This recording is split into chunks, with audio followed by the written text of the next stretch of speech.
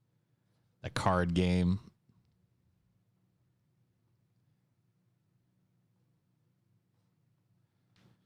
Pickles on fried chicken or no? Pickles on nothing for me, thank you.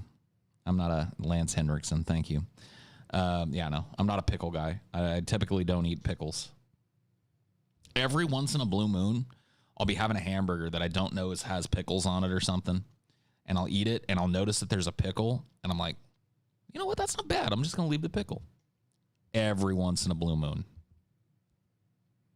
There's a certain type of pickle, though. I don't know which one it is that's way better for me than the others. You're half a pickle guy, yeah. Like, I can't be one of those dudes, like, you know, you go to the fair and people buy, like, pickles. They just, like, that used to be a big thing at the fair. Like, I'd see people walking around with a pickle, like a giant pickle just nibbling on it, and I could never do that. I feel you crumble in my arms just like your heart of stone.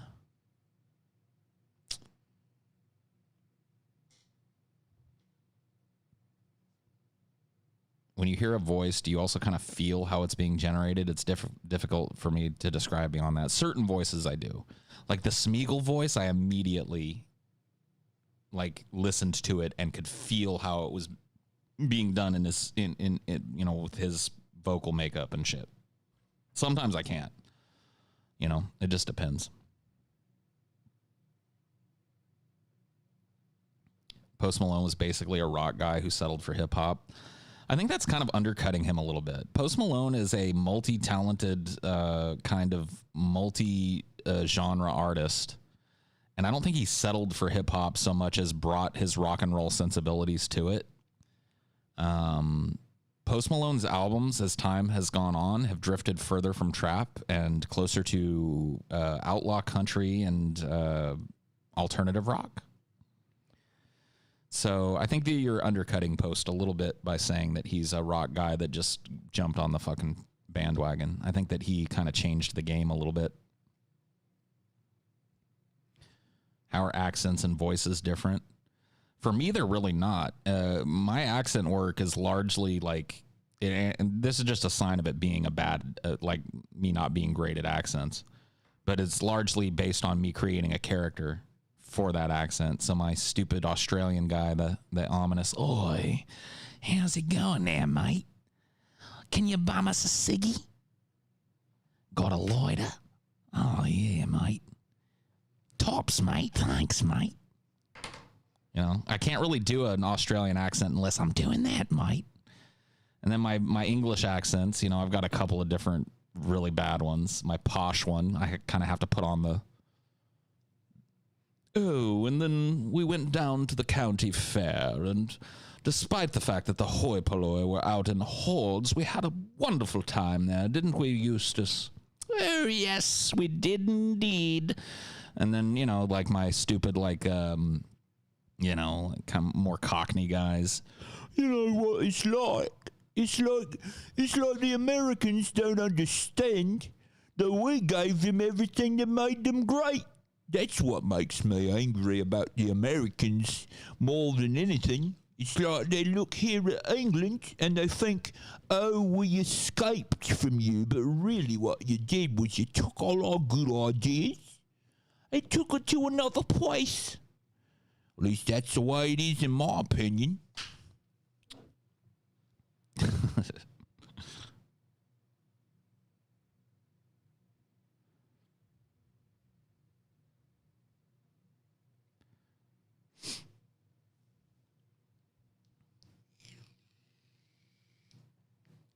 Oh, Cockney woman, yeah. "Yeah, that's right. They're so arrogant too. It's like you can't even talk to an American sometimes. Sit down over a cup of tea like we're doing and have a conversation. It's like all they want to talk about is their portfolios and their hamburgers." "Oh, I know. Trust me, I know. I've talked to many an American." That's how English people actually talk. Oh, I know. Trust me. I'm aware. Can't really do a Sean Connery, no. That's a tough one. "Hello there, Miss Moneypenny. Why don't you undo that bow and let me get to know you? That's the best I can do. It's pretty bad.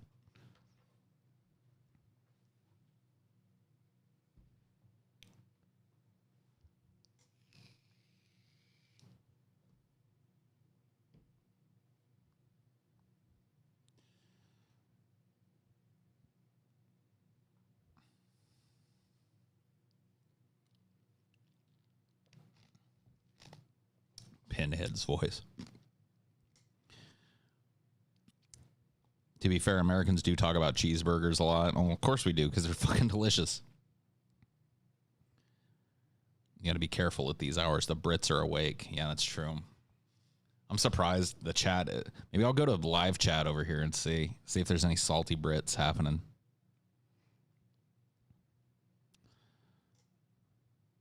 I can't really do a Trump. I don't really have a Trump. Sorry. Trump is very strange. He's got a very, very strange like affectation it's really hard to nail. I've never really heard somebody do what I consider to be a good Trump. There's hackneyed Trumps, like what's his name's Trump that he does on SNL, Alec Baldwin's Trump, which is just a very hackneyed Trump. I do his voice too deep. Well, I have a deep voice. I'm sorry.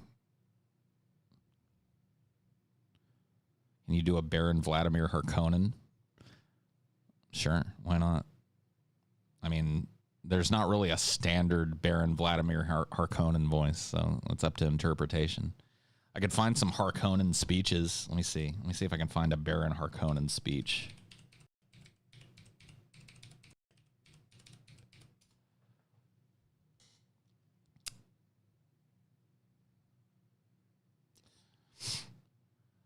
I feel you crumble in my arms just like your heart of stone. Why don't you take what you want from me? Let's see. Dune film wiki quote. Wiki quote. There's not a lot of there's not a lot of Baron, and this is from the, of course, the Lynch Dune. I'm trying to find like just let's see. It's like a paragraph of Harkonnen from the book.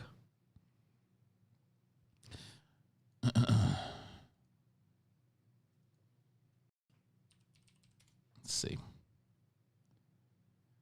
I feel you crumble in my arms just like your heart of stone.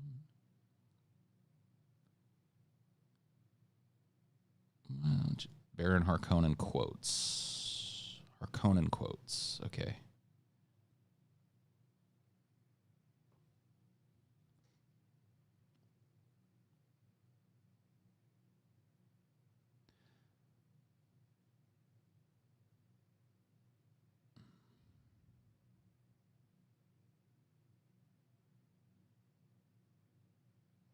Yeah, I don't know. It's hard to find like a block of text. There's a couple of quotes, but there's other people talking too. So I don't know. Maybe if the script for the new Dune movie comes out, I'll do an interpretation. Being the vocalist in a band where you don't have to sing that high is the easiest job in the world. Is it? A lot of young Paul fans, and Oni Plays is pretty popular. What? Huh? You like Alice in Chains? I actually kind of don't.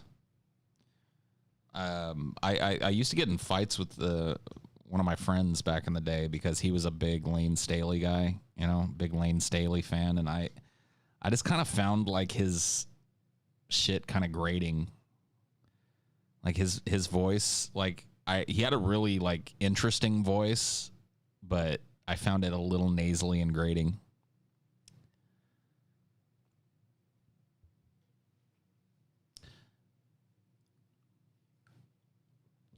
He found a way to kill me out.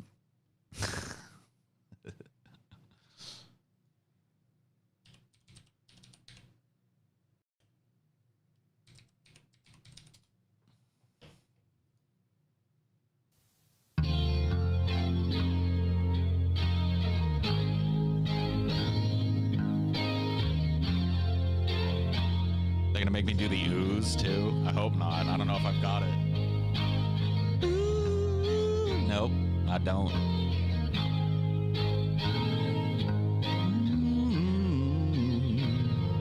Yep.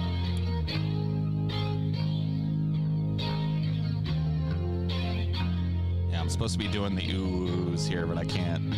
Let's see if I can. Can't hit it. Not even in my falsetto.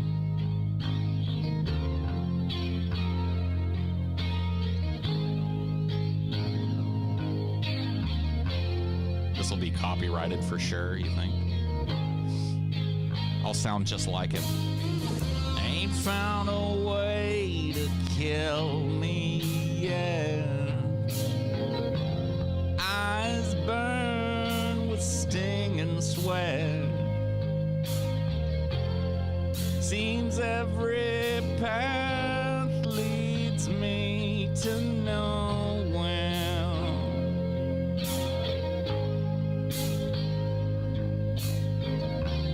Wife and kids, a household pet.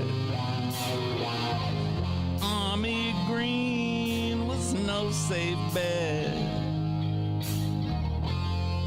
The bullets scream to me from somewhere.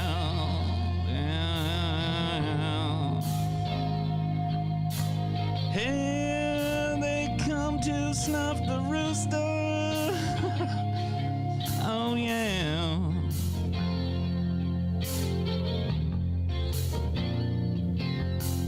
Yeah, here come the rooster. Yeah,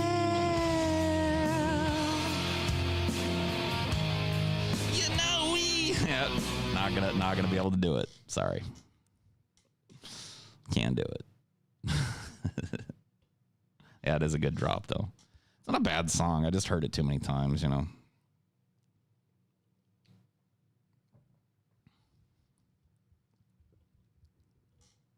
Reach those high notes. Can't do it, dude.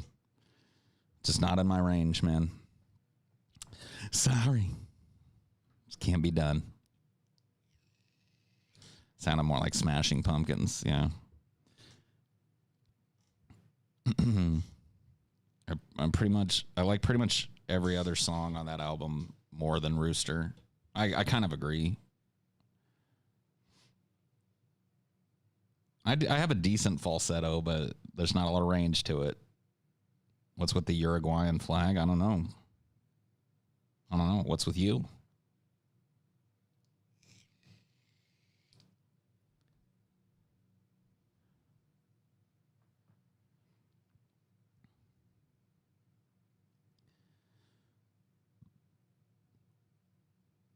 So I was talking to my girlfriend about like the downsides of having perfect pitch the other day, because I can really appreciate a singer that has perfect pitch, but most don't. Like there's a lot of like auto tuning is fine because it locks the pitch in. It's lazy, but there's just a lot of like eighth note pitch shifts and shit that don't sound right to me. And it's pretty sad. Dune photos leaked. Yeah, I know. I don't want to watch no leaks, though.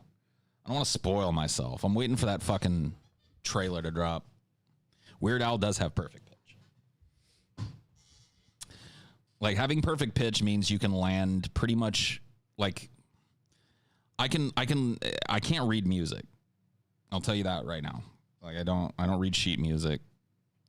So I can't like hit a note. You can't just say hit a C, and I couldn't produce a C for you. But if I hear a C, I can, reproduce it perfectly. Like, let's see. C note. Perfect pitch C. Tuning note. Okay, that's what we need. So let's see. So if I hear a C, which is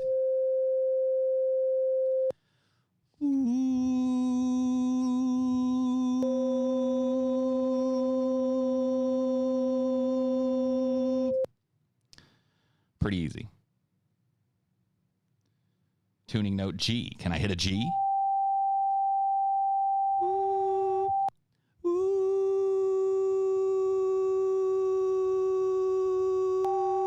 Nope.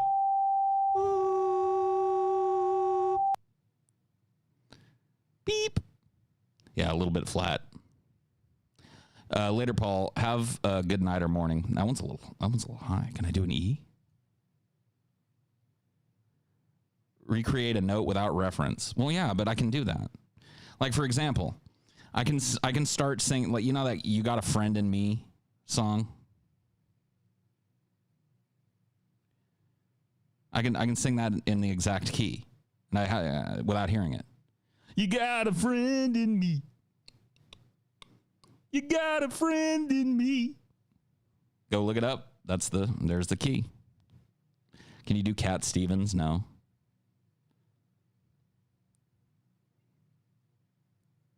Chocolatey pussy. Perfect pitch A. Imprint notes in your brain. Absolute pitch. Here we go. How can I do it? This is C.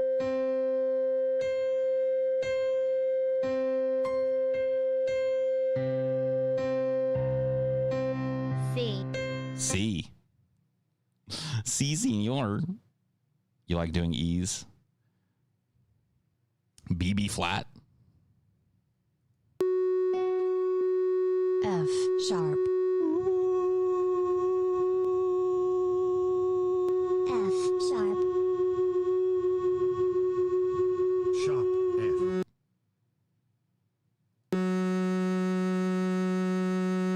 F sharp.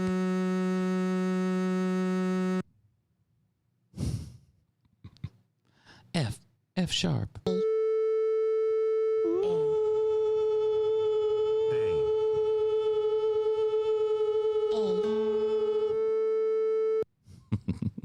Rip ears. I like when you hit it perfect, how it like kind of blends. Like when you hit pitch just absolutely dead on balls perfect. It's like it creates this weird vibraty feeling. I mean, it is a little grating for sure. E flat. I don't know if I can hit an E flat. Sharp G. G sharp. G sharp.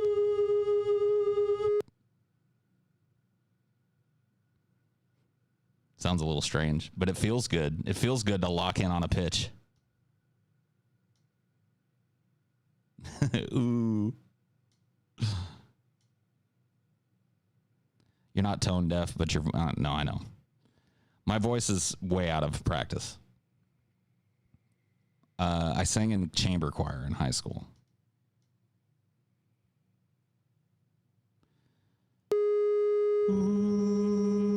Sharp G. Go back. Give me more. Sharp G. Sharp G.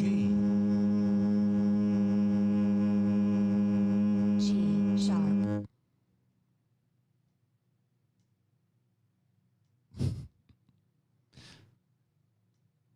Yeah, I could just keep doing this all day. Give me some other ones.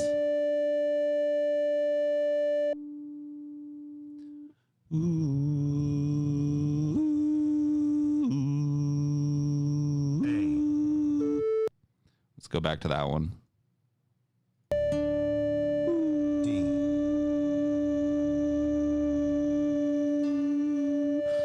D.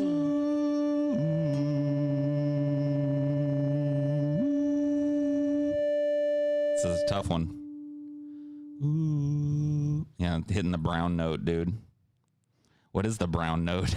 I can't remember. A.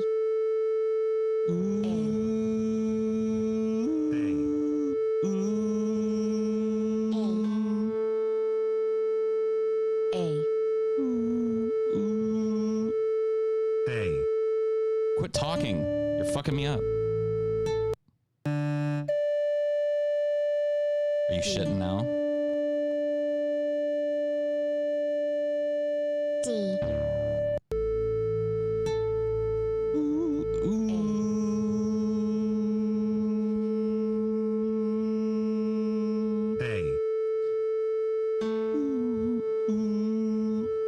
Say A.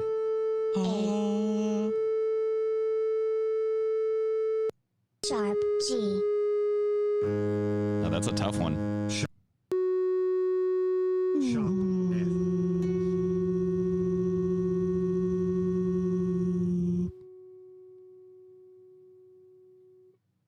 Sharp C. Sharp C. Sharp C. Sharp C. Sharp C. Sharp C. Sharp C. It's not hard, just pitch matching. I know they keep talking. Sharp G, sharp G. Link it. It's just called 1 hour of perfect pitch programming to listen to every night. You can search for it. B flat.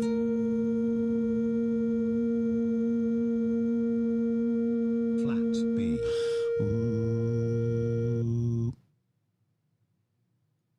Flat. Flat B. Flat B. Yep. A. A is hard for me. Let's go back. Flat E. It's fun. F sharp. Sharp F. F sharp.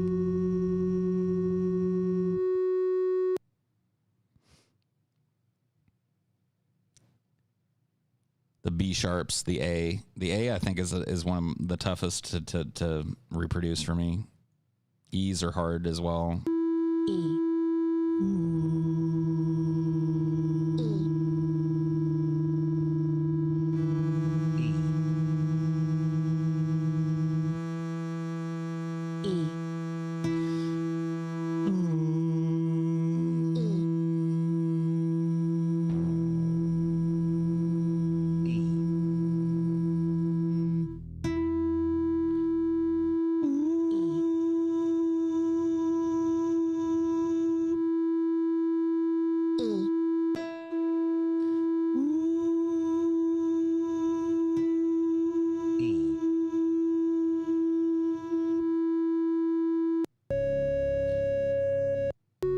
F sharp.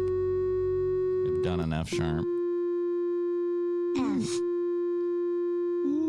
Ooh, this is tough. F, non-sharp F. Let me hear the high piano note on it, because the low tone is hard for me. F.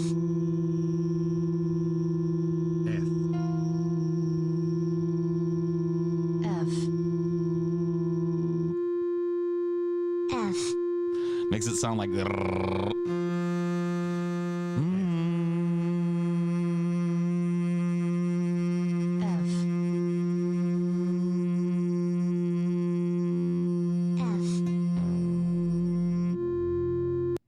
Want to be employed as a jukebox? Sure.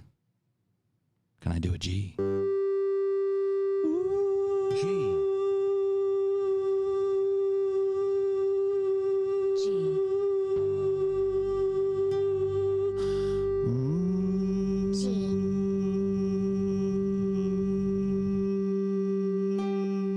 G. G-Wagon, G-Wagon, G-Wagon.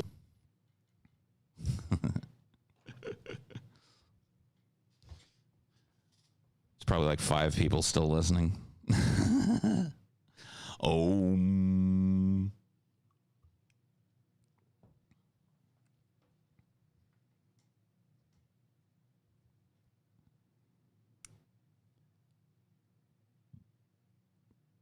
Posture comes into play. I'm also sitting down, which doesn't allow me to use my diaphragm properly. So that makes it hard as well. Next time I do like a sing along, like a karaoke stream or something during the day, I'm gonna try and stand up while I do it. Bop doop dop dop doo wop shibby dop bop. I gagged on fucking bop. Bop doop dop dop doo wop shibby dop dop doo wop dip dop bop doo. Well, then use your diaphragm properly. Like when you're sitting, it's not easy. Bust a freestyle? No, thank you. No freestyles.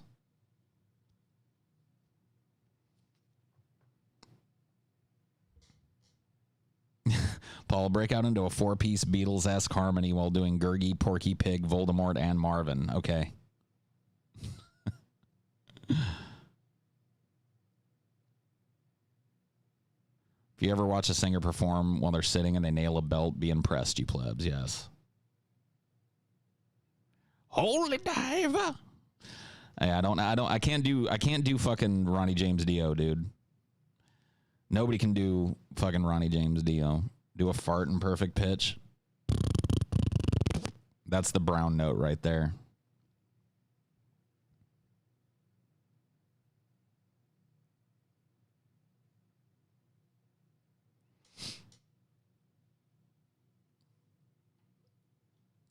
Dawkin.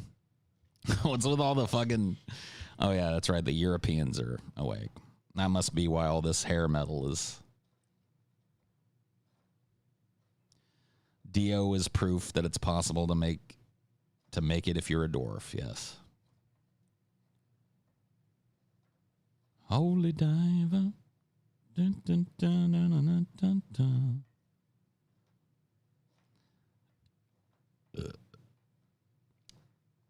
Paul, perfect pitch doesn't mean you can hear and then mimic something. It means that you are able to tell exactly what key something is in just by listening to it. No, it isn't. People have perfect pitch that can't read music. And so there's no accounting for that. Like I don't know what a C sounds like, but I can recreate a C. No, that's not exactly what it is. Having perfect pitch is not reliant on being able to read sheet music.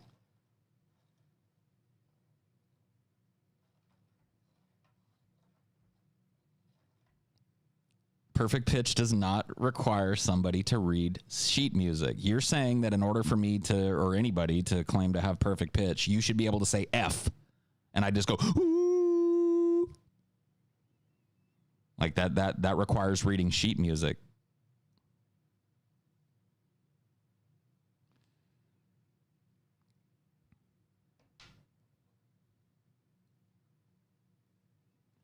It's reproducing a pitch without a reference note. Sure. So I can do that, right? I did that when I sang You Have a Friend in Me. I have no reference note. You got a friend in me.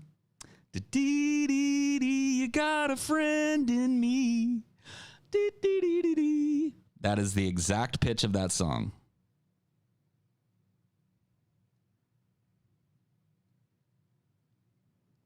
So yeah, if I went through and memorized what each fucking note sounded like, then I could do it.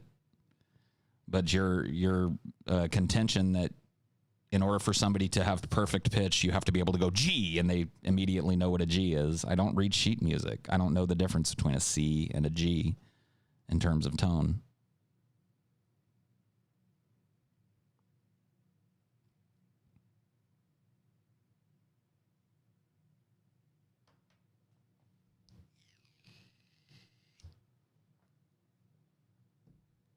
It's just like, it is what it is, though. It's gatekeeping. That is perfect pitch, yes. Somebody with perfect pitch could recreate a G if they could read sheet music. If they can't read sheet music, then what do you do? You give them a reference song, right? With no reference note, and you ask them to sing it in tune.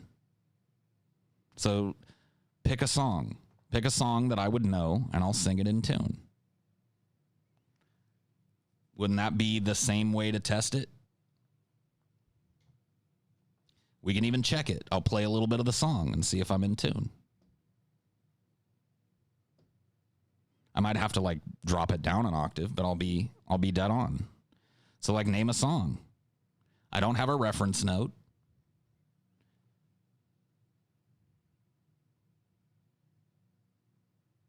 Mr. Ego, Street Fighter V is free on PS4 this month. Do you still have Dreamcatcher I made you? Yes, it's hanging right outside my bedroom.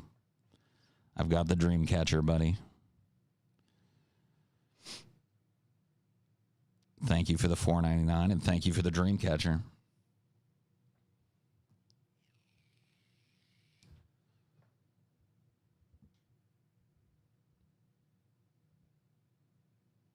Bad Moon on the Rise. So you're talking CCR?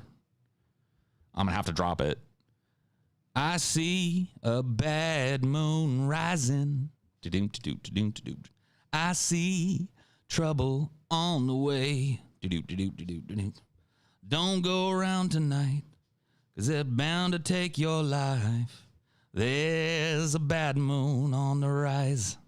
Comfortably numb. There is no pain, you are receding. A distant ship smoke on the horizon. You are only coming through in waves. Your lips move, but I can't hear what you're saying. Yesterday. Yesterday. All my troubles seem so far away. Now it looks as though they're here to stay. Oh, I believe in yesterday. Why'd you have to go? I don't know. She wouldn't say. I don't know Ozzy Close My Eyes Forever, unfortunately. My voice is in bad shape, but my tone is good, and my pitch is good. Bohemian Rhapsody. I see a little silhouette of a man, Scaramouche, Scaramouche, can you do the fandango? Thunderbolts and lightning, very, very frightening. Galileo. Jingle bells. Jingle bell, jingle bell, jingle bell rock. Jingle bell swing and jingle bell sing, dancing and prancing in Jingle Bell Square and across the air. Be prepared. I know that your powers of retention are as wet as a warthog's backside. But thick as you are, pay attention. My words are a matter of pride. The national anthem. Oh, say, can you see by the dawn's early light what so proudly we hailed? Something by Aphex Twin. I want your soul. I will eat your soul.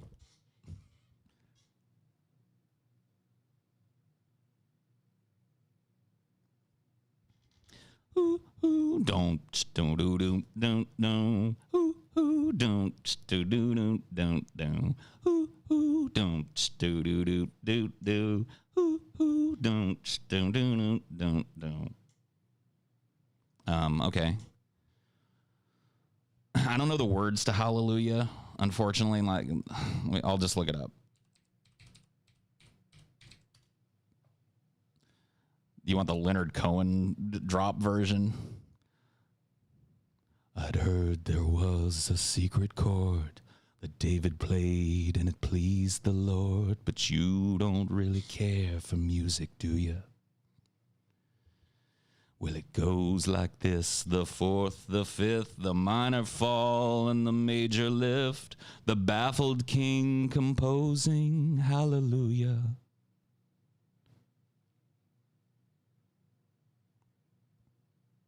Cats in the Cradle.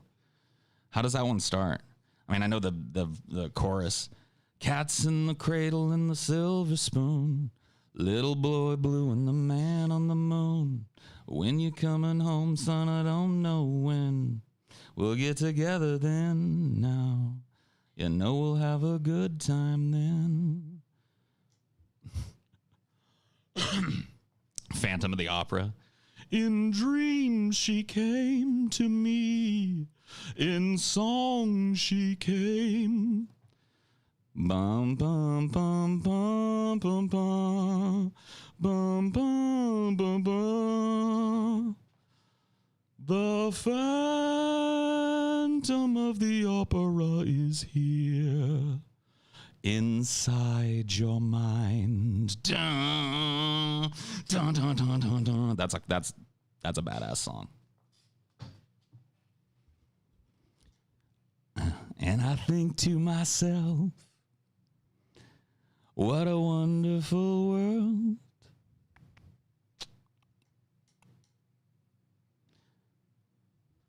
Ding ding dun, dun, dun, dun, dun.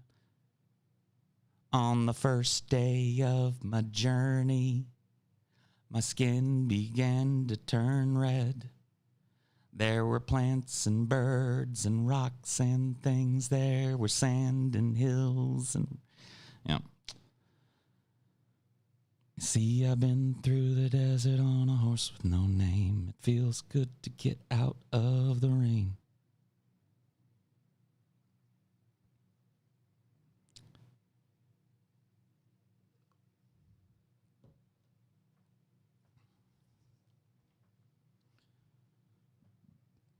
Sing the song that plays in the club in Hellraiser 3. I can't remember the song. What song is it? Hellraiser 3 club song.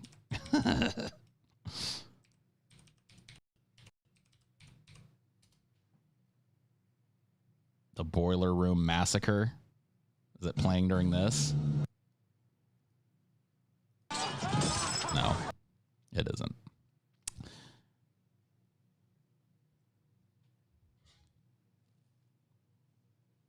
Sing some club anthems. I mean, look, dude, like, my actual vocal quality is pretty bad when it comes to, like, you know, holding a note, and my range is depleted to the point where, you know, I'm basically no longer a baritone.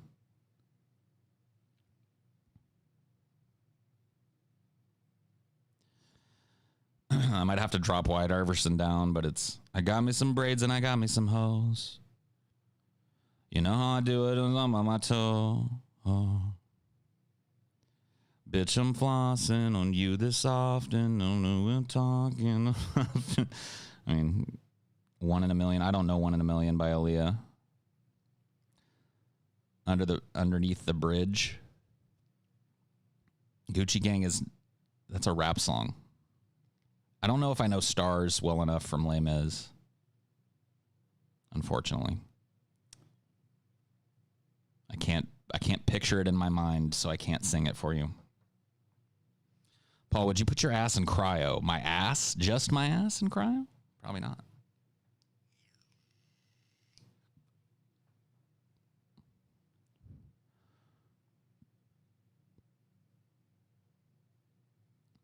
Whatever, son. When I started balling, I was young. You don't think about me when I'm gone. I need that money like the ring I never won. I won. I don't know Mulan. I don't like the cartoon all that much, which is kind of why I want to see the movie, because the cartoon I always thought was shitty.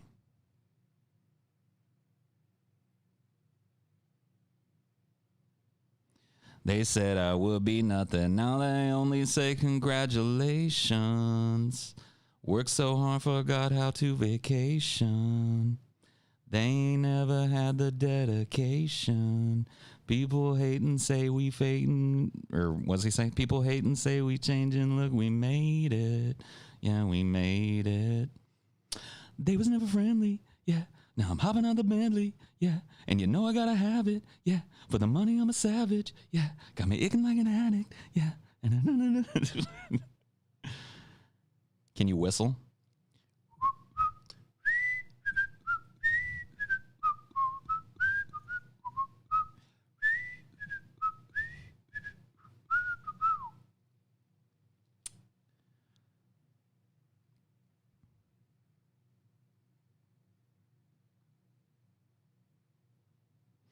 Yeah, I don't like Mulan, sorry. Sing something that has microtonality. Well, give me a song that has microtonality in it, and I'll try it. Whistling dubstep.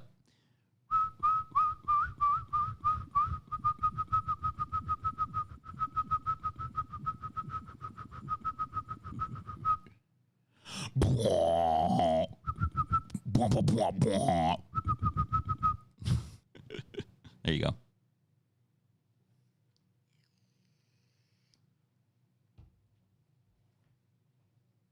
Gotta wait for that drop.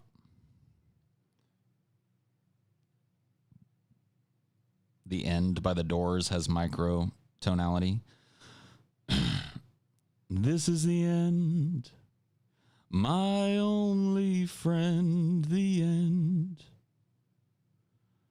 This is the end, my only friend, the end. The end of... I can't... I don't know the fucking words. Let me... The end. Lyrics.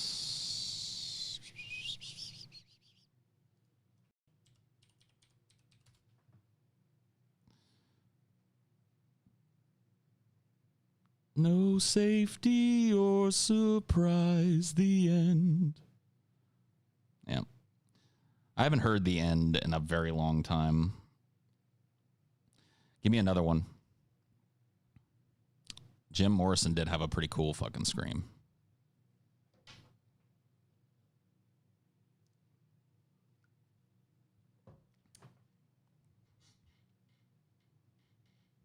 What's the name of the tune you whistled?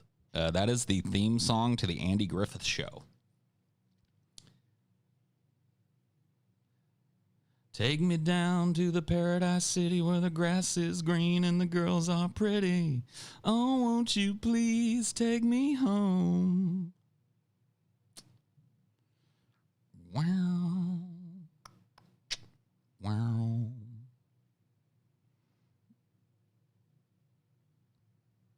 I do not know Epitaph by King Crimson. I can't sing Simple Man. I mean, I could drop it an octave and sing it, but that song sounds pretty terrible. My mama told me when I was young, come sit beside me, my only son. Not impressed. Not trying to impress.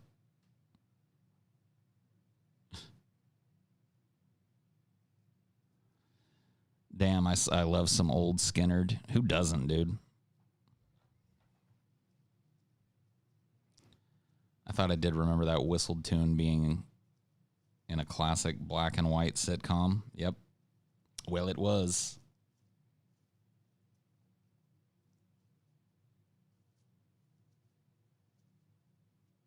What I Got by Sublime. How does that song start again? Let me look up a lyric.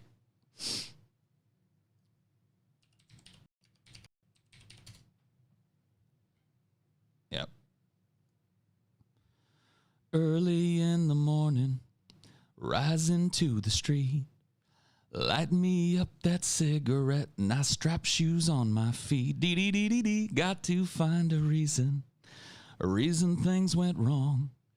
I got to find a reason why my money's all gone. I got a Dalmatian, I can still get high. I can play the guitar like a motherfucking riot. Ow!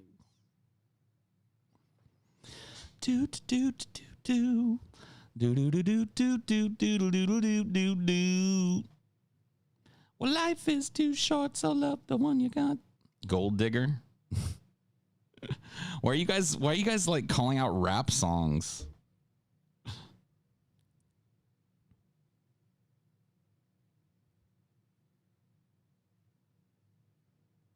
I've done Bullet with Butterfly Wings, but the world is a vampire. Dum dum dum dum dum. Set to drain. Dum, dum, dum. Secret destroyer. Dum, dum, dum, dum, dum. Hold you up to the flames.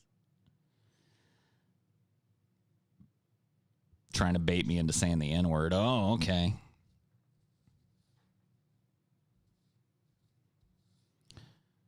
Is Basket Case the do you have the time to listen to me whine about nothing and everything all at once? I am one of those melodramatic fools, neurotic to the bone, no doubt about it.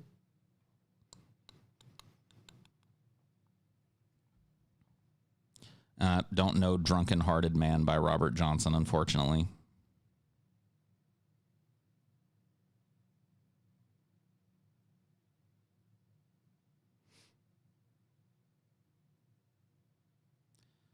I don't know those Sister of Mercies. I only know Sister Christian by, or wait, no, that's not even, that's a different band. Sisters of Mercy is aren't they they're like a goth band, aren't they? Don't know the song. Sorry.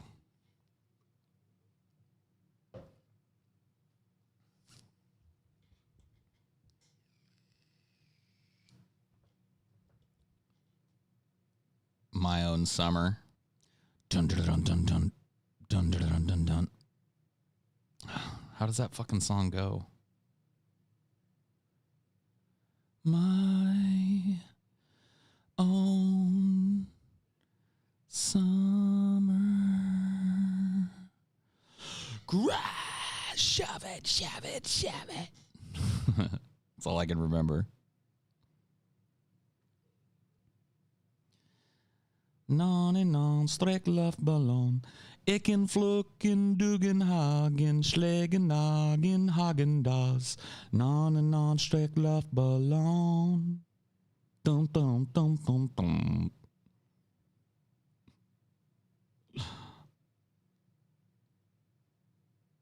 Love it, dude.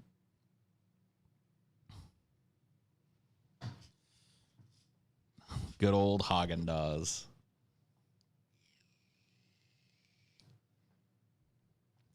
Good old Haagen-Dazs. Hurt by Johnny Cash. I hurt myself today to see if I still feel. I focus on the pain, the only thing that's real. The needle tears a hole, the old familiar sting. Try to kill it all away, but I remember everything. What have I become?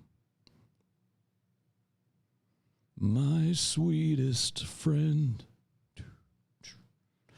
Everyone I know goes away in the end. And you could have it all. My empire of dirt. I will let you down. I will make you hurt.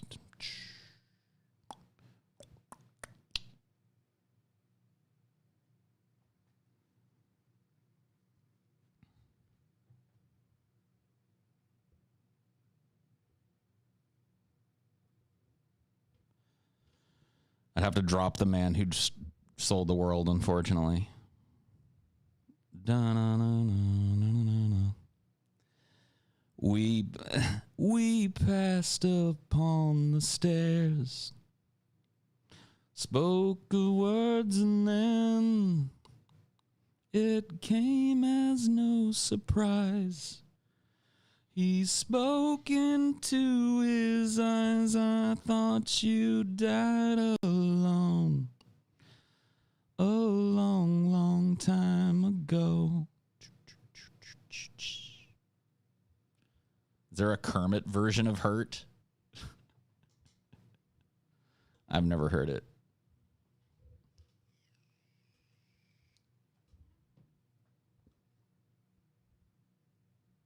I can do 1979.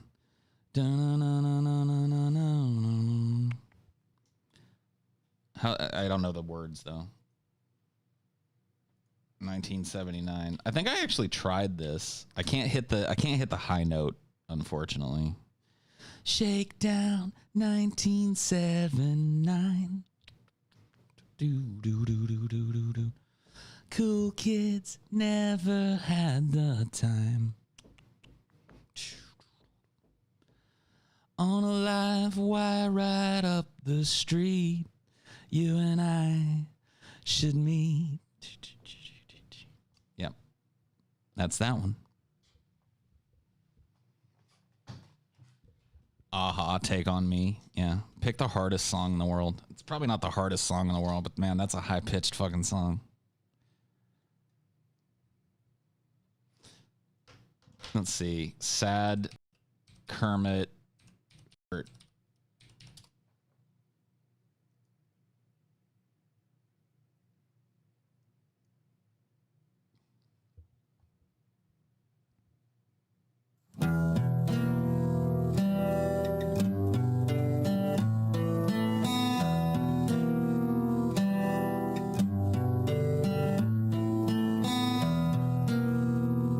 I hurt myself today.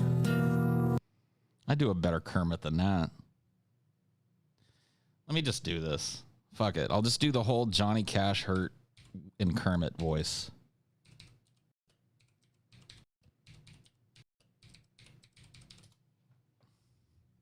That was weak. That was a weak Kermit.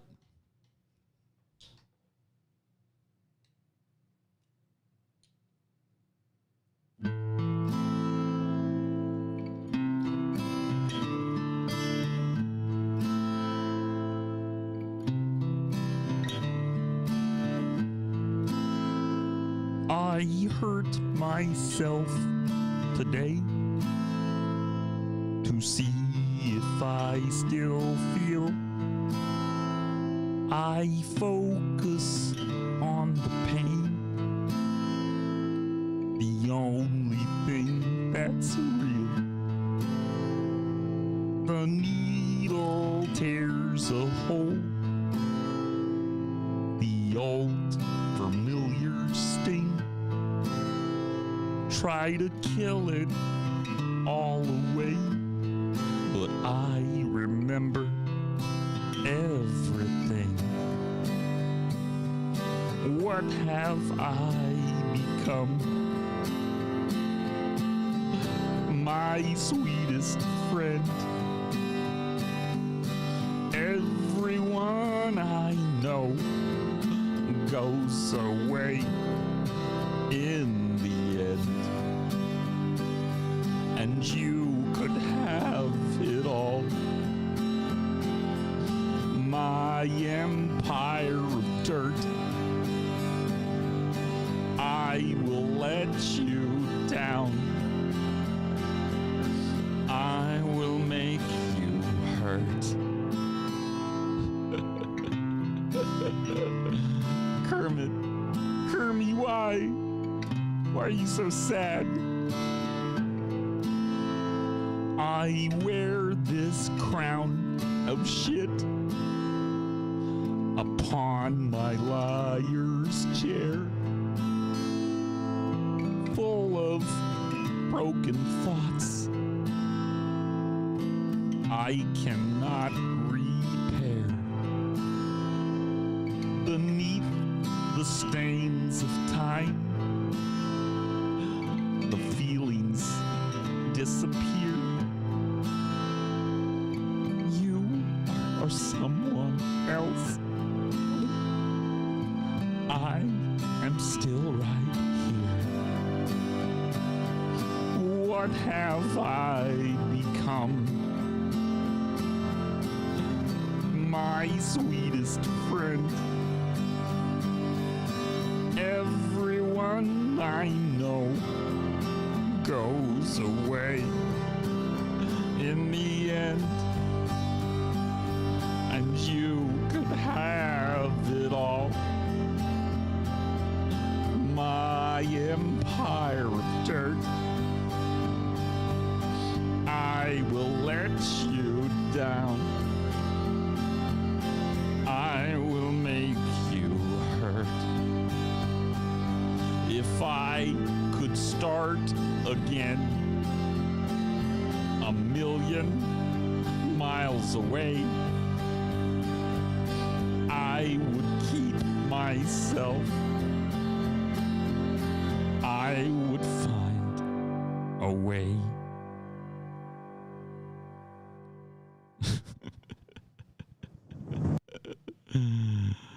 Oh, jeez. Yeah, dude. That's a. I just blew that fucking meme video out of the water, dude. That's a way better Kermit. It's a way better Kermit.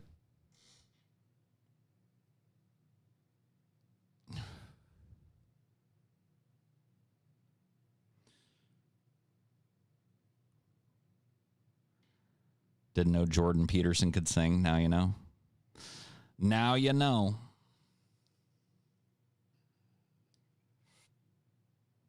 Yeah, but you didn't blow Rolf the dog for heroin money. Good point. Good point.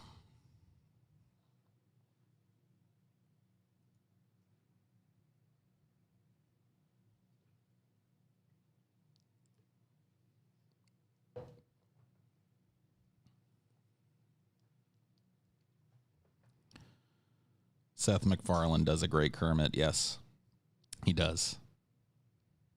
I've heard Seth MacFarlane's Kermit. Do Dick Coughlin? Does anybody have a Dick Coughlin impersonation? That song is, yes, it's a very sad song.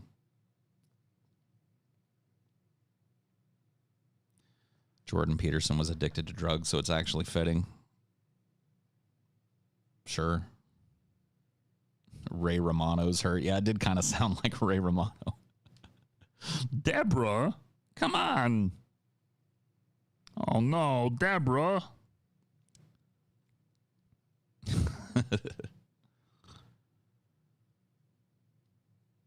Do a Louis Armstrong. I can't really do a Louis Armstrong.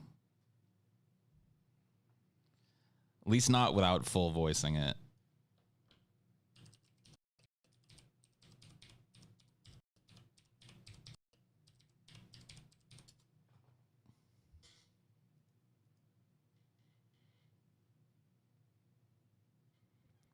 Deborah was the worst TV wife of all time. I agree.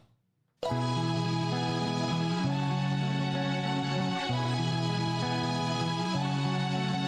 see trees of green,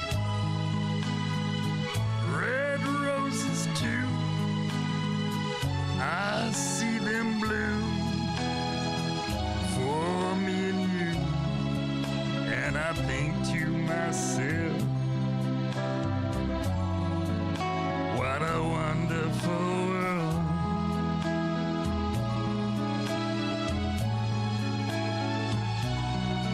I see skies of blue and clouds of white, the bright blessed day,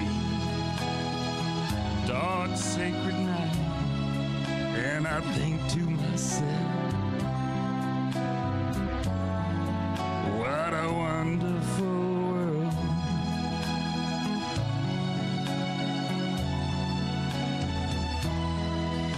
The colors of the rainbow, so pretty in the sky, are also on the faces of people going by. I see friends shaking hands, saying, how do you do? They're really saying,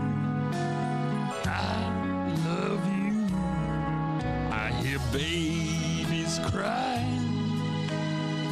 I watch them grow. They'll learn much more than I'll ever know. And I think to myself, what a wonderful world.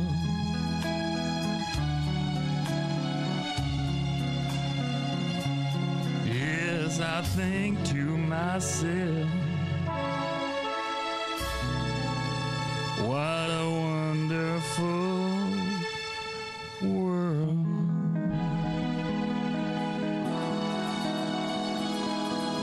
Oh, yeah.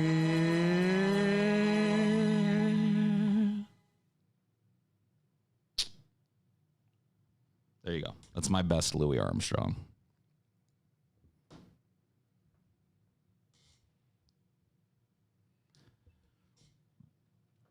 Love that song about. I love all the lyrics in that song. That's a beautiful song.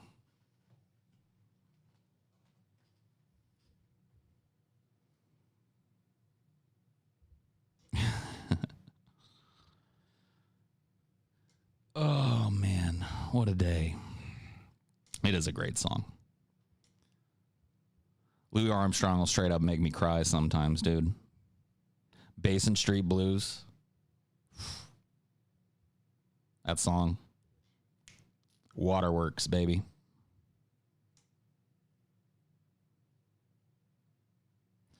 Make the apology video for Now in 24 when they drag this video up, you're covered. Why would I apologize? What did I do wrong? Impersonating a black person isn't always racist. I mean, come on, guys. Really? I mean, that's got to be.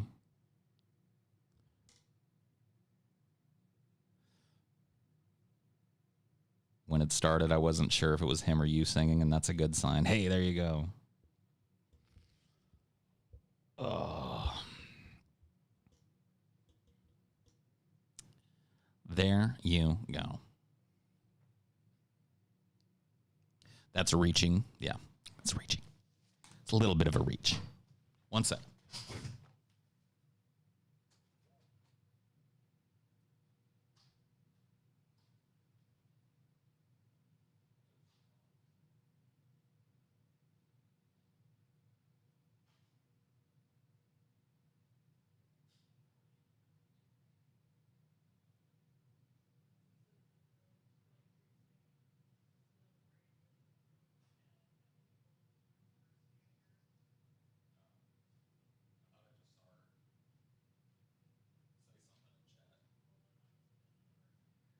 Got an impersonator in the chat. Wow. Hooah. So Paul is doing black voice and dead voice. Oh my God. Oh boy. I'm screwed, boys.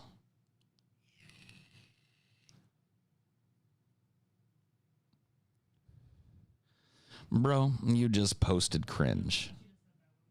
Oh, okay. You just posted cringe. Oh, no. Oh, no, I posted cringe, man. What am I going to do, bro? What am I going to do? Can you help me remove the cringe? If I take the cringe down now, will nobody know that the cringe happened? There's no cringe in bossing, say. Hey, I get that reference, and I've never even seen the goddamn fucking Avatar shit.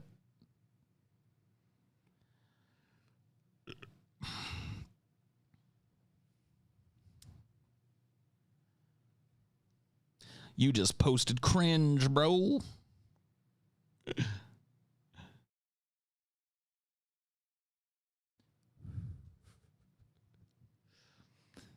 I'll let you know that when you get to a certain age, like, well, there's a couple of things that are going to happen. Number one, you're going to start getting hair in weird places. And then number two, you're going to stop caring so much about cringe.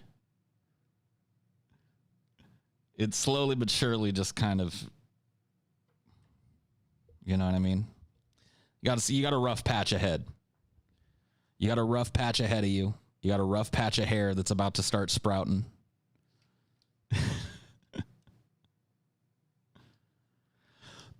You're older than me? Yeah, tell me all about it, dude.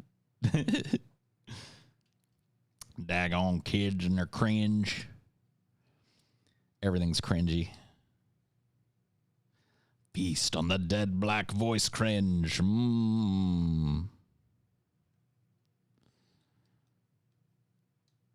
The cringe wasn't that a Led Zeppelin song, is it? I don't know. Yeah, what would life be without some cringe, man?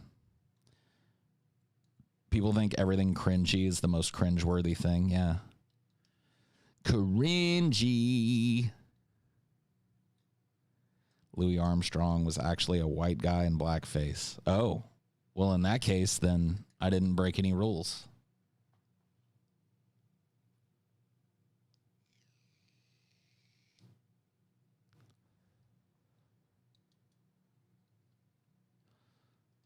Embarrassment and cringe is your biggest social impediment, despite considering yourself pretty social.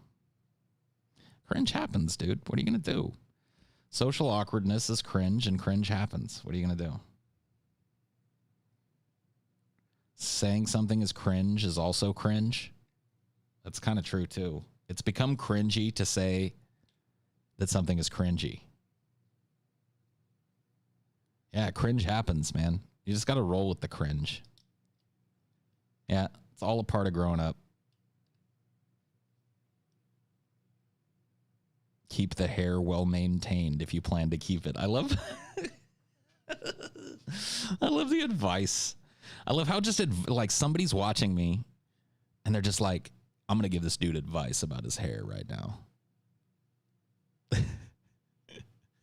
It's like, what? Where did that come from? Why did you feel that somebody that you've never met needed to hear hair advice? What was the thought process that led you there? You better be careful. You might end up in a cringe compilation. Oh no, not a cringe compilation. You should let yourself go gray. I am. I'm doing nothing to stop it. I can't gray any faster than I'm graying. It's happening.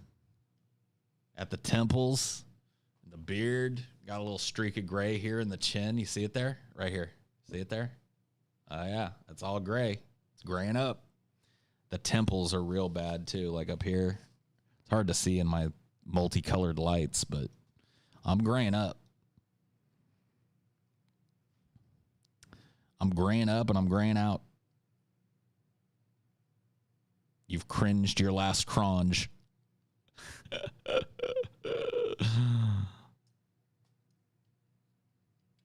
That's how nature tells you that you're slowly dying. No, that's breathing.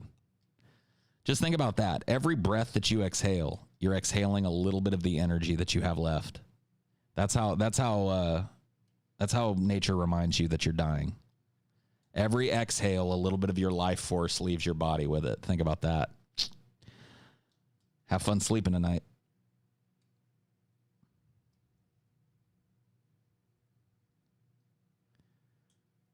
Paul the Gray. Yes. I can't wait, dude. My dad started graying out pretty hard around like 45, pushing 50. So I got about 10 years until I'm full blown, like, you know what I mean? Silver fox status. Wizard. Yes, a wizard's beard indeed. Not just the energy matter, too. Where do you think that carbon came from? Exhaled breath. Yeah. You're exhaling a little piece of your life force every time, man. Little piece of your biology just leaves you. There it is. Shorter of breath and one step closer to death, dude. Dying is kind of cringe, yeah. Dying is pretty fucking cringe. I will admit that. You exhale cringe.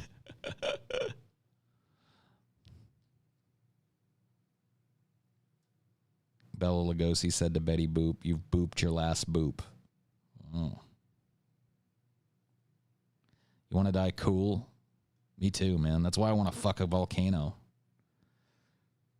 I want to be airdropped directly dick first into the mouth of a volcano. That's how I want to go out. Dick first. Whoosh.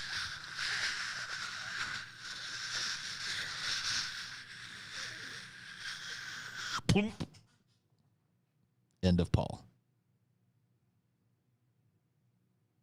Louisiana man fornicates while volcano dies. Yep.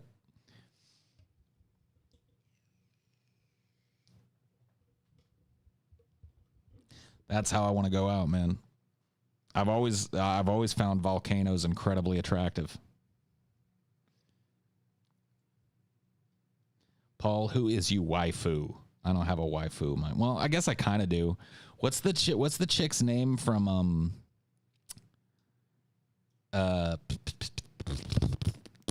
Attack on Titans? What's the chick's name? Eren Yeager's like big sister or whatever, adopted big sister or whatever. Mikasa, yeah, there you go. That's my waifu. Mikasa, dude. Too badass to live. Too skilled to die. Mikasa Sukasa. Yeah. As Alan Watts put it, just as waves are continuous with the oceans, your body is continuous with the total energy system of the cosmos. Ooh. I'm picking up good vibrations on that one.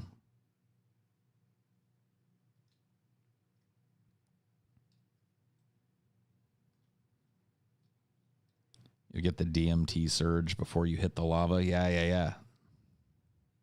Paul parachutes into the mouth of the erupting Yellowstone volcano, and his jizz is so powerful that it overwhelms the eruption, stopping it. I save the world, yeah. Then they just build a giant statue of me, like a fountain statue that pumps continuous jizz out of my giant, oversized statue cock, you know?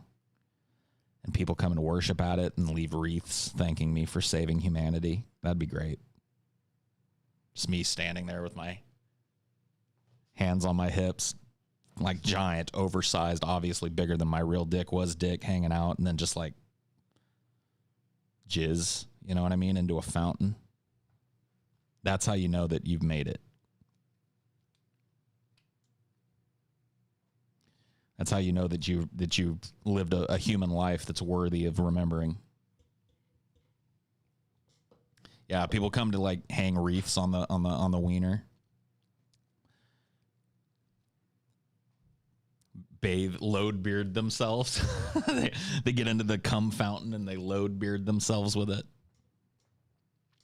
Paul, on one of your movie commentaries, can you do SLC Punk? Maybe. I don't know. I've seen the movie. It's been a long time. It's a good movie, I remember. At least I remember liking it, but it's probably been since like 1999. So who knows how I'd feel about it now. 1/10 of a second of bliss, dude. Sick people shower in it, hoping it'll cure. Oh, yeah, it's like the new Lourdes.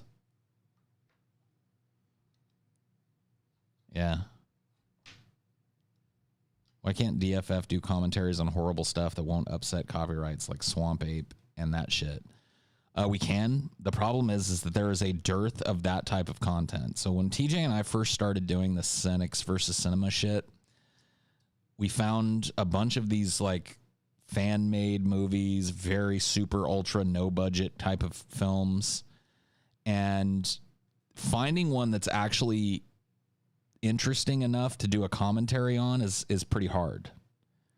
There are so many unwatchable, fucking uncommentatable, boring, visually uninteresting shit films out there. And every once in a while you run across a diamond in the rough that's still horribly shitty, but has something about it. And you got to find that, you know what I mean? And that's not easy. There's not a ton of those. I remember that one horror movie you made a commentary on by accident in DP days. By accident? I made a commentary on a horror movie? Yeah, not all of them can be returned to Frogtown. Yeah, no shit. No movie can be returned to Frogtown. That's the pinnacle of cinema right there. Not even like Birdemic level, because that's like gold tier. We're talking about like Evil Cat level. If you go back and watch our review on Cinema for Cynics of the Evil Cat, there was some zombie movie that we watched that ended up being pretty good, but you know, ultra low budget shit. But for every one of those, there's like 250 unwatchable shit films. Finding a movie that's so bad it's good is a true gem. Exactly. You got it. Like, and there's just not an endless fountain of them. So creating content that people come to expect constantly based around being able to find these movies that are A, not copyright protected, B, so bad it's good, you know. It's like they're not constantly cranking that type of movie out, you know what I mean? Most of them are just so bad they're bad. I agree.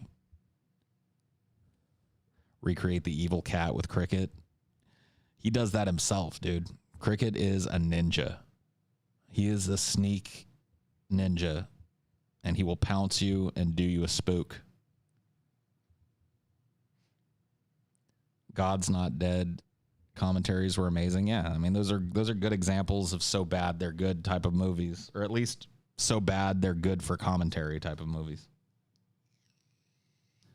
Maybe the patrons could seek them and recommend films. That's a dicey thing though, because I hate to say this, but there's a certain amount of skill in knowing what is going to make a good commentary and what isn't.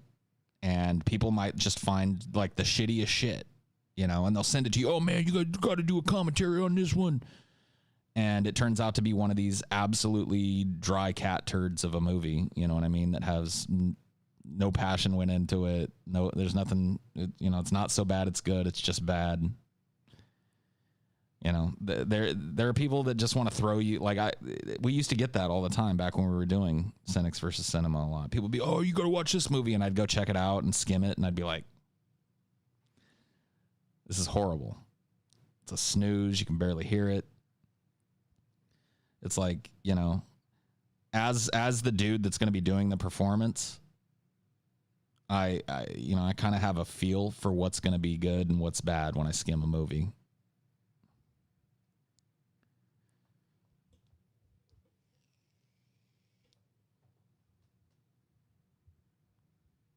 So bad it's good is a rarity, yes. Like I said, for every so bad it's good movie, there are probably 10,000 so bad it's bad movies. There's an Enter the Fat Dragon remake that came out this year. Cool. I liked Enter the Fat Dragon. That was another good one. But I tend to like cheesy kung fu movies in general. I don't watch them all that often, but every time I do, I usually enjoy myself. Cheesy old kind of like martial arts / kung fu movies. Enter the Fat Dragon, dude. The Rise of Skywalker was so bad it's cringe. You're doing well, man. You're cycling through everything. Everything's cringe, buddy. The martial arts in that wasn't bad. Usually they're not, man. I mean, there are some bad fucking martial arts and some shitty kung fu movies, but typically you get some good fucking fight scenes. Video game movie commentaries you guys did on DP were pretty funny, like Double Dragon. Yeah, I mean those tend to be pretty fun, like video game adaptations of movies. But once again, I mean, those are not an infinite resource. You know, there's a good 30 of those I'd say that are worthy of commentary, and that's probably pushing it. That's probably way, you know, higher than what it is. But let's say there's 30, so you do 30, and then people expect that content, and there's no more to do. The truth of the matter is, like, honestly, when it comes to like doing these movie commentaries and shit, we have to find a different way of doing it, because there's just no way. There's no way to get around the copyright implications. There's no way to get around the fact that it's just, you know what I mean? as fun as it is, you know, one of the things that we kicked around, but I'm not sure that we'll ever do, is doing like a riff track style thing where you are responsible for getting your own copy of the movie, whether it's available online for free or whatever. I mean, it's up to you. You can pay for a movie or you cannot pay for a movie. But you get your copy, you sync it up with ours, and then you just kind of play the movie while you listen to our track over it. You know what I mean? I think it's a good idea, but I don't know that, like, anytime that you add an extra step, people tend to be just like, hey, I'm not doing that. You know what I mean? I'm not doing that. Like I kind of suspect that if we decided to do that, if we rolled out a riff tracks type, you know, movie commentary, where we, you know, give you the opportunity to sync it up with us, so you're watching what we're watching, but you can hear us and you can hear the movie. If we did that, I have a feeling that like 80% of people would probably hate it. They'd be like, I'm not going to go find a movie. I don't have time to go do this, blah, blah, blah, blah, blah. Just watch the movie. I don't understand why you guys can't just do it like you used to do it. You know, and it would just... It's one of those things, dude. You have to think about the reaction of the audience before you move on to try different things. And I got to tell you, dude, people will bitch. Like, my dad had a saying that just echoes through my mind in my job all the time now. You could give some people a coupon for a free blowjob, and they would complain about having to drive across town to redeem it. That's a Paul's Ego Senior quote that I've never forgotten.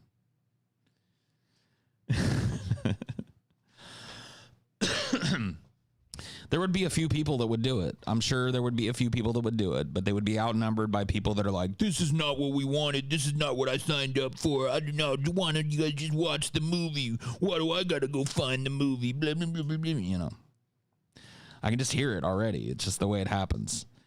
You know, we work in a job where we're constantly trying to come up with ways to change what we do, but also satisfy a general audience that is incredibly resistant to change. The unpleasable loud minority, yes.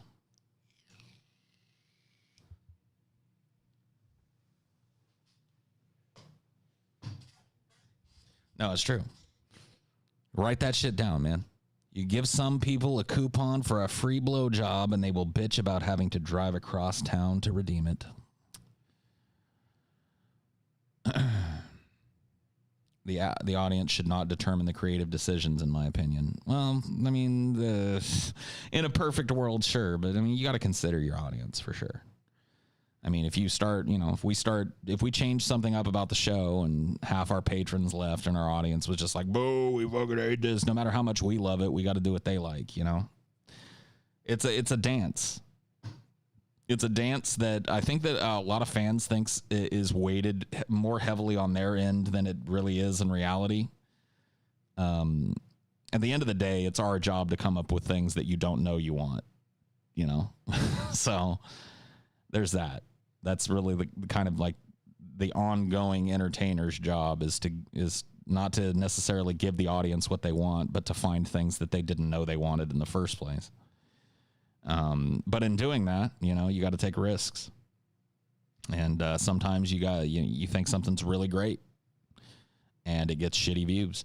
It's like for me on back when I was, you know, doing Cinema for Cynics hardcore, I loved doing the long form reviews and shit, but my favorite piece of content on that channel was Pitch Wars. Got a lot of good feedback from the people that did watch it, but just wasn't watched, just wasn't well received. Like if you go look at the Center for Cynics channel, my movie reviews blow it out of the fucking water. You know, and for me, it was like, I wanted to, like, as we started doing that, I was like, this is like, I feel like this could be like a flagship type of property for Cinema for Cynics. This could be like a centerpiece kind of thing that we do, and 30,000 views, you know? It's like, oh, okay, well, never mind then. You can't get too married to an idea, and there's no accounting for, you know, how people are going to react.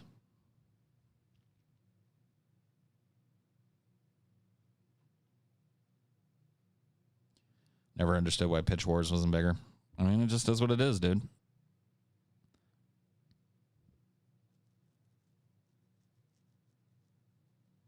Only 30K views. I mean, on a channel that was routinely getting, 80, 90, 100K views, yeah, 30K is pretty disappointing turnout for the amount of time and work and shit that went into Pitch Wars. It was not a good return, so we stopped.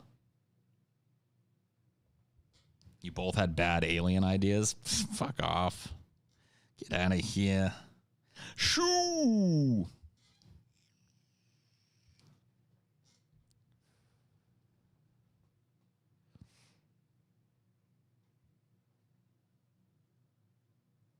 You ever worry about running out of shit to talk about? No. That's the one worry I don't have.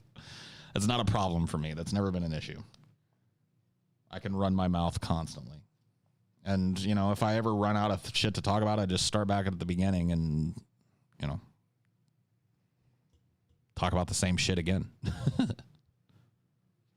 Alien Covenant is an amazing Adam and Eve nihilist story. Johnny D's nuts, suck D's nuts. If you think that, you're a silly person, and you really should. I don't know. What should you do? What should you do for having that stupid opinion? I'm trying to think. I usually say stick your head in the toilet and flush it, but that's a little played out now. I got to come up with something better. What should you do? What should you do? How about this? How about you do a headstand up against the wall and then take a piss? That sounds good. That sounds like a good thing to do. Take that stupid ass opinion, flip it upside down, lean up against the wall in a headstand, and then just let it fly. You'll do it and post it on Twitter. Make sure you tag me. Stand on your head and piss in your own face for that stupid fucking opinion.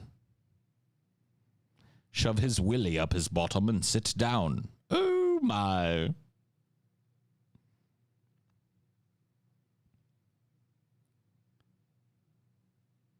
Oh, how do I take a pic of that? Well, enjoy my dream catcher. I mean, you could set up a fucking tripod or something. You could do it.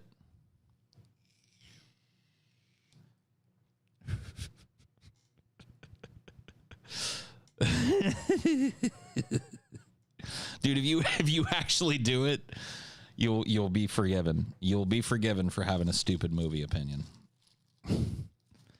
Paul, what would you say is your catchphrase?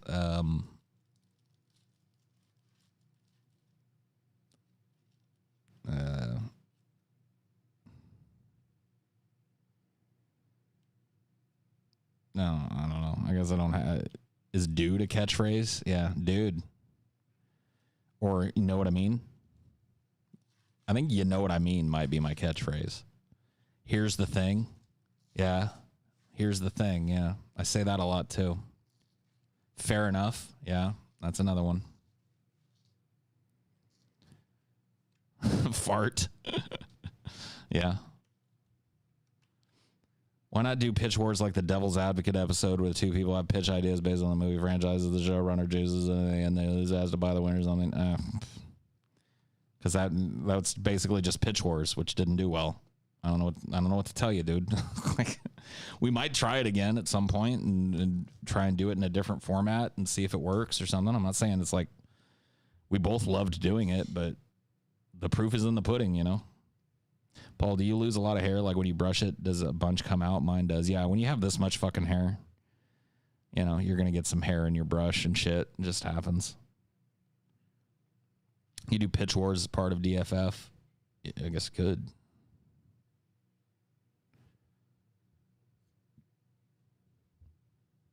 You got TJ saying, know what I mean? Do you think it might be possible that that's a common turn of phrase and that a lot of people say, you know what I mean? You know what I mean? You think it's possible? You know what I mean? You think it's possible that I'm not the only person in the world that says, you know what I mean, a bunch? I don't know.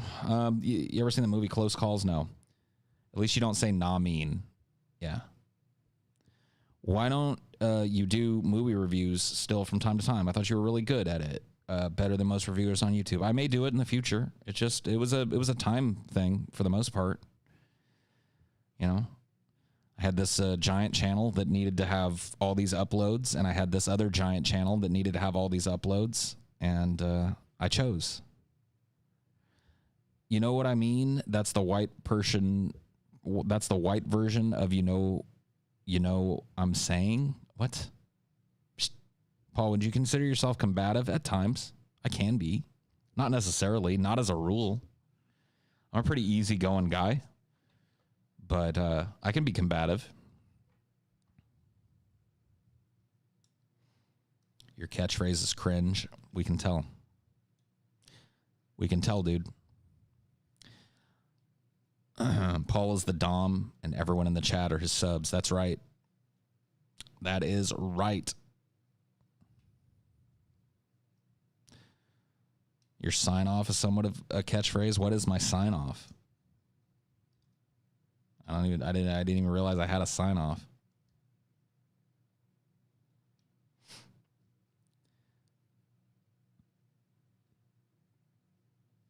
Bring on the nukes is an amazing catchphrase. Oh yeah, bring on the nukes. Yeah, that has to be it, right? Bring on the nukes. That's got to be it. That's got to be the one.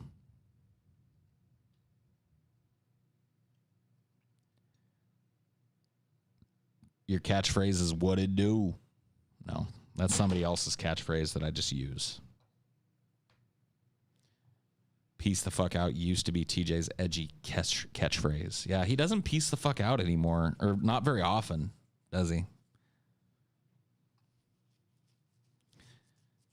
I need to tell TJ he's got to bring the peace the fuck out back. What happened to peace the fuck out? 2011 TJ would have peaced the fuck out. That's for sure. Your new catchphrase could be bring on the second wave. Sorry, bad joke. Wah, wah, wah, wah. Do I have one of those?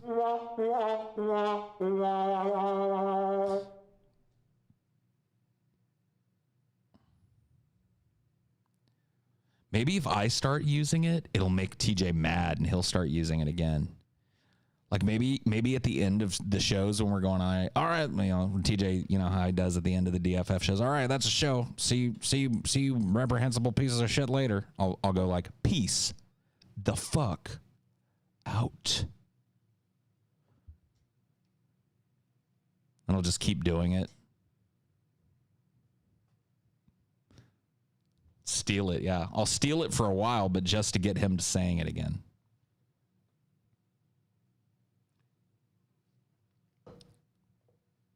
Stay safe. Doing my best. You too. Thank you for the $10.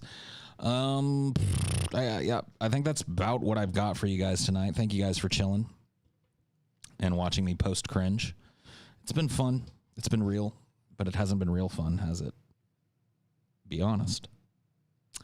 Be honest. It hasn't been real fun. Till next time, everybody. Peace.